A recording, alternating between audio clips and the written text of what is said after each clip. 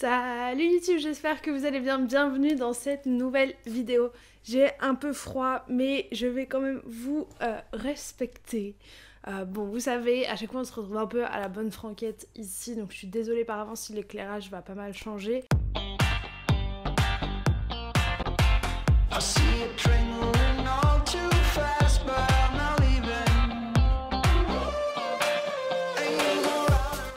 C'est un peu compliqué de filmer des vidéos dans cette période hivernale. Je vais filmer 3 vidéos d'affilée, donc je suis désolée, ça se ressemblera, mais comme ça j'ai du stock pour tout le mois de février, un peu la fin janvier aussi.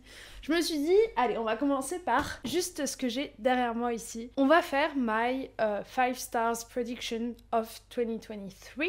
Donc ça veut dire qu'en gros, je vais dire tous les livres de ma pile à lire qui, je pense, vont être des coups de cœur. Et c'est pas une pile à lire à proprement parler en mode en 2023, pardon.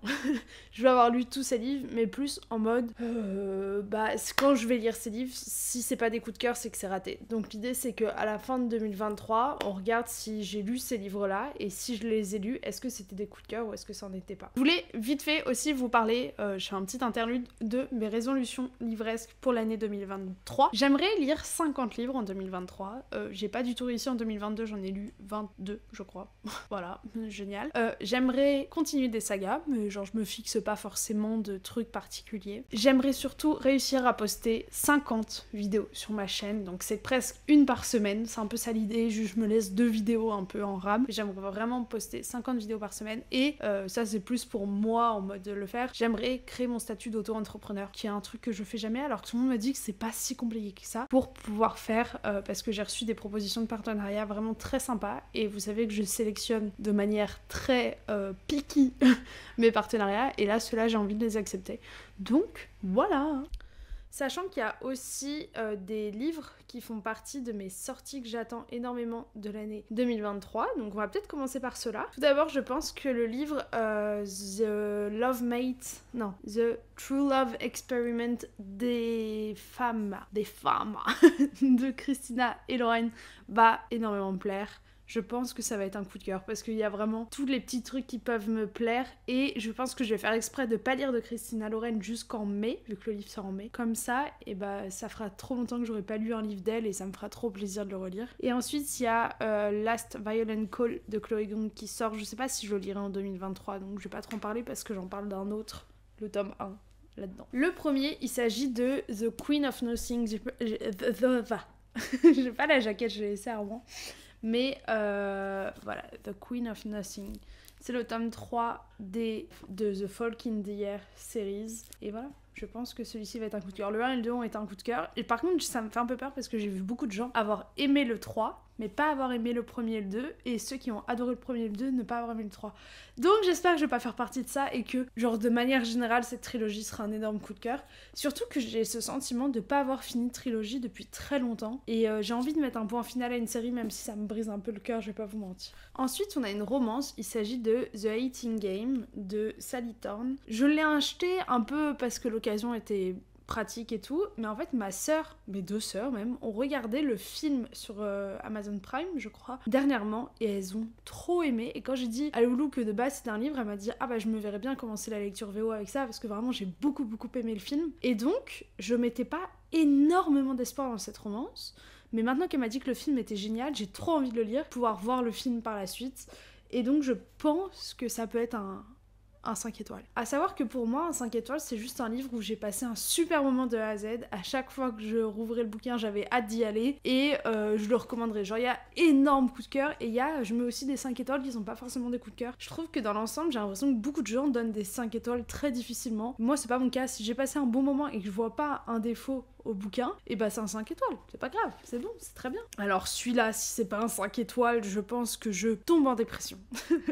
Il s'agit de House of Sky and Breeze de Sarah J. Maas, donc c'est le tome 2 de Crescent City. J'ai adoré Crescent City 1, en plus je l'ai lu à la période là maintenant l'année dernière, donc je pense que je vais bientôt le lire. Je vais me finir The Folk in the Air et après je vais me le commencer.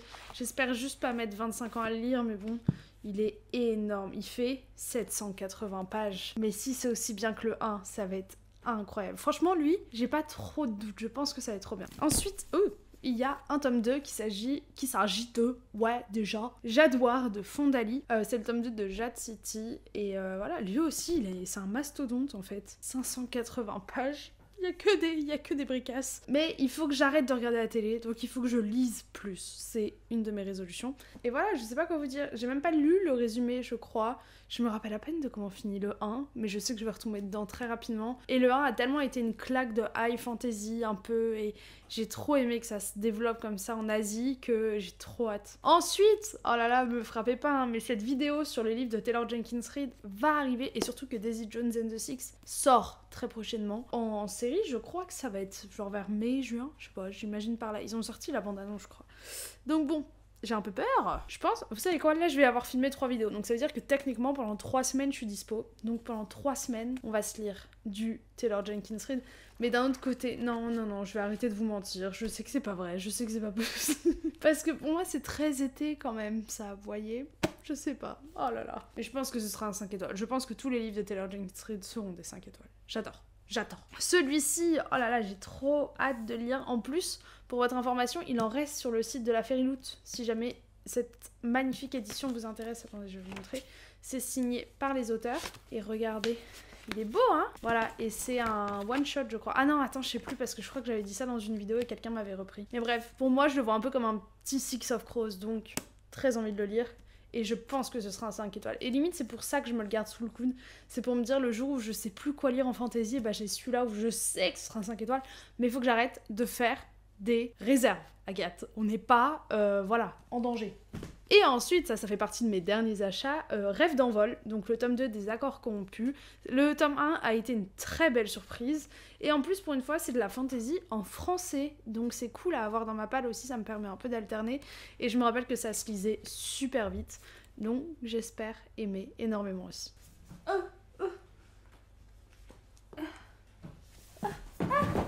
Encore dans la suite des tomes 2, il y a pas mal de tomes 2, hein. J'avoue que j'aimerais bien avancer dans mes séries et vous rappeler que je me suis mise pas un no-buy parce que c'est pas vrai, mais j'ai installé ce truc de peu importe quand je viens de finir la saga, un tome d'une saga, si j'ai aimé et que je me dis je veux lire la suite un jour, j'achète tout de suite la suite. Comme ça, ça tombe pas dans des piles à lire, des wishlists plutôt qui ne se réalisent jamais parce que je préfère acheter la dernière nouveauté plutôt que la suite de ma saga. Donc, Blood and Honey, je l'ai acheté il y a très longtemps. Est-ce que c'est moi qui l'ai acheté ou est-ce que c'est l'une d'entre vous qui me... Attendez. Ah non, ou c'était le 1. Le 1, c'était un cadeau de l'une d'entre vous. C'était ça. Et quand j'avais fini le 1 en audio, je m'étais offert ce super tome 2. Parce qu'il... Ah non, c'est bon, je m'en souviens. Je crois que je l'avais acheté. Ah non, je sais plus. Bon, bref, on s'en fout de toute façon. Mais je me demande si je l'avais pas acheté dans une librairie en personne parce que c'était le même petit format. Et je l'avais acheté à Strasbourg, je crois. Bref, voilà. Donc j'ai adoré que ce soit hyper inspiré de la France, des sorcières et tout. Donc...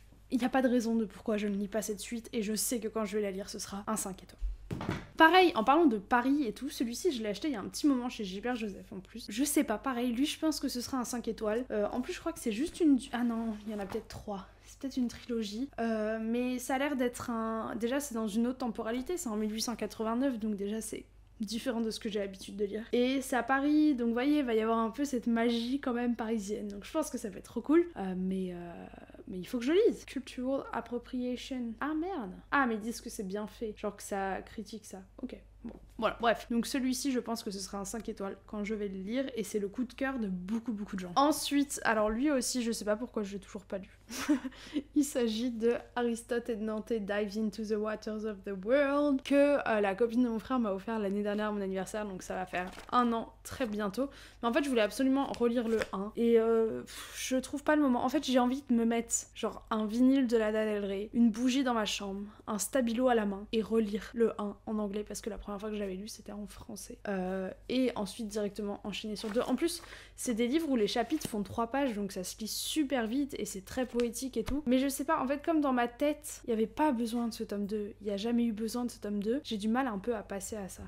celui-ci, je pense qu'en fait, il peut me surprendre. Il s'agit de The Love Hypothesis de Ali Hazelwood. C'est un phénomène TikTok. Et en gros, ces derniers temps, j'ai lu pas mal de phénomènes TikTok. Et à chaque fois, j'ai été hyper hypée et tout. Et pour l'instant, j'ai pas eu de mauvaise surprise par un phénomène TikTok. Juste Spanish Love Deception, c'était beaucoup trop long à la fin. Mais je sais pas celui-là. Et en plus, j'ai lu The Bodyguards, qui est un livre que j'ai lu chez Hugo Roman. Mais en fait, il y avait un truc de chimie dedans. Et j'avais trop peur de pas aimer en fait ce côté scientifique parce que c'est vraiment un truc que j'aime pas. Et au final, ça m'a pas dérangé, j'ai bien aimé. Et donc je me suis dit, mais en fait, t'as pas de raison d'avoir peur de The Love Hypothesis parce que c'est ça qui te fait peur et je pense que ça va te plaire. Et en fait, j'aime beaucoup parce qu'apparemment, c'est Grumpy Sunshine, pardon. Donc c'est-à-dire, il y en a un qui fait la tête et l'autre qui a un vrai petit soleil. Donc j'ai trop hâte, ça va être trop mimi. Et le dernier, forcément que ce sera un 5-star prediction. J'ai pas mis Our Violent Ends parce qu'il me reste 100 pages et je sais que c'est un coup de cœur, donc voilà. Mais The Full Lady Fortune, ça va être trop bien. Oh là là, c'est sur un personnage compagnon de This Violent Delights, et voilà. Oh là là, je comprends pas, cette série est toujours pas traduite en français, alors que ça fait un petit moment là maintenant, hein. Il s'agirait un peu de se réveiller, et cette couverture, oh là là là là, elle est trop belle. Voilà, et voilà, c'est tout pour mes 5-star predictions pour 2023. N'hésitez pas à me dire ce que vous en pensez. Si me connaissant et connaissant mes goûts, oui, ce sera des 5-star predictions ou pas. J'essaie de pas trop faire sur des achats hypothétiques de ma wishlist parce que j'ai déjà bien vidé ma wishlist avec la commande que j'ai fait. Allez voir la vidéo unboxing si vous voulez en savoir plus. Mais ouais, ceux-là, je pense que ça va être des beaux petits coups de cœur. Et c'est trop bien parce qu'il y a quand même 12 bouquins. Et moi, 12 bouquins, bah c'est, on va dire, un quart de ce que je lis par an, si on est très optimiste. Donc ça veut dire qu'un quart de mes lectures seront des coups de cœur et il y aura forcément des surprises derrière. Donc voilà, je trouve ces derniers temps que plus j'apprends à me connaître et à connaître mes goûts et ce que j'en attends et les choix que je fais quand j'achète des bouquins, plus j'ai des belles surprises. Et en fait, c'est surtout le fait que je me force plus à lire des livres à des moments donnés parce que c'est maintenant que je veux faire la vidéo dessus, ou c'est parce que c'est maintenant que tout le monde en parle, ou parce que ce livre-là est là depuis 10 ans. Genre vraiment pas. Par exemple, Daisy Jones and the Six, je sais que ce sera un coup de cœur, mais je sais que ça sera un coup de cœur si je le lis au bon moment. Et le fait d'avoir ce croisement entre la ligne temporelle et la ligne de tes envies, et bah je sais qu'elle est vraiment nécessaire pour un 5 étoiles. Donc, s'il y a un petit conseil que je peux vous donner dans cette vidéo, c'est vraiment de vous écouter vous et vos envies, et de pas hésiter à mettre des livres en pause, à abandonner des livres, vraiment, pour vous permettre d'avoir une belle année de lecture si vous suivez que vos envies. La lecture, c'est pas censé être un calvaire où vraiment vous vous faites chier pendant 2 heures à lire des mots qui n'ont pas de sens pour toi, tu t'en fous de la vie des personnages. Non, pas du tout. La lecture, c'est censé te faire voyager, te faire passer un super moment de lecture, donc ne vous forcez pas. Voilà, je suis désolée si ça fait un peu, genre pas du tout un message motivant en mode si vous aimez pas, abandonnez. Et bah c'est la vérité, si vous aimez pas, abandonnez, c'est pas grave, c'est un livre, hein. Je veux dire, ça va. C'est pas... je pense que si vous n'avez pas lu le dernier Harry Potter, votre vie n'en est pas non plus ratée. Enfin, j'espère. Bref, et voilà, c'est tout pour cette vidéo. J'espère qu'elle vous aura plu. Je vous fais à tous plein de gros bisous et je vous dis à dimanche prochain pour une nouvelle vidéo. Ciao, ciao!